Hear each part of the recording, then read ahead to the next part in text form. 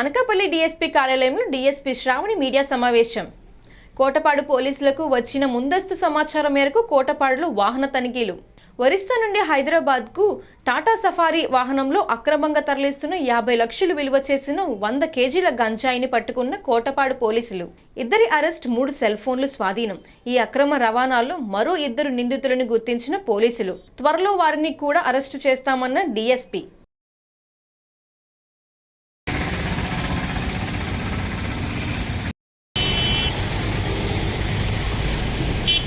మండలం అనకాపల్లి డిస్ట్రిక్ట్ లో 4వ తారీఖున అరౌండ్ ఈవినింగ్ 5 o'clock కి వెహికల్ చెకింగ్ చేస్తున్నాము. Based on information from SB vehicle checking చేస్తూ ఉంటే ఒక సఫారీ కార్ ఎంపీ రిజిస్ట్రేషన్ తో ఉన్న కార్ లో 100 kgs గాంజా దొరకటం జరిగింది.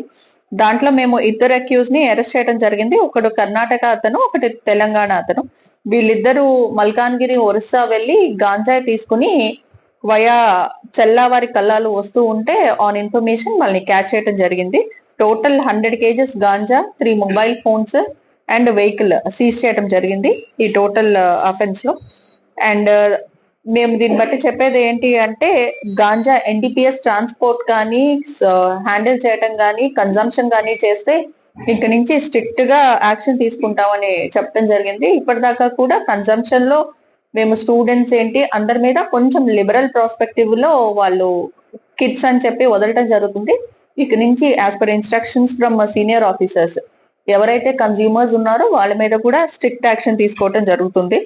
అండ్ దయచేసి గాంజా రిలేటెడ్ కన్సంప్షన్ కి ఎటువంటి ఇన్ఫర్మేషన్ ఉన్నా పోలీస్ డిపార్ట్మెంట్ కి అందజేయవలసిందిగా కోరుతున్నాం.